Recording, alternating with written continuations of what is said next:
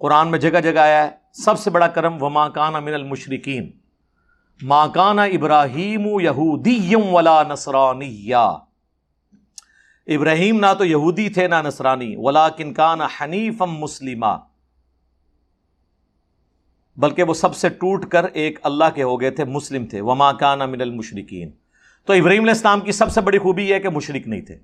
تو یہ اللہ سے مانگے کہ اللہ تعالی ہم سے شرک ختم کرے، آمین. دوسرا، ابراہیم علیہ السلام کو اللہ نے اپنا خلیل بنا لیا تھا، اللہ تعالی ہمیں بھی اپنا خلیل بنا لے. تیسرا، سورہ بقرہ میں آیا کہ جب ہم نے ابراہیم کو جس آزمائش میں آزمایا وہ پورے اترے. تو ہم بھی یہ دعا کریں کہ اے اللہ ہم پہ آزمائش ہے تو ہم پورے اتریں، ادروائز ہم تو آزمائش کے قابل نہیں. حضور نے تو میں یہ سکھایا وَإِذَا أَرَدْتَ فِتْنَةً فِي قَوْمٍ فَتَوَفَّنِي غَيْرَ مَفْتُونٍ. اے اللہ اگر کسی قوم کو فتنے میں مبتلا کرے تو اے اللہ مجھے اس فتنے سے محفوظ رکھنا. جو حضور کی وہ دعا ہے جو خواب میں اللہ تعالیٰ کا دیدار کیا تھا، مشکات میں 748 نمبر حدیث ہے، ترمذی میں بھی ہے.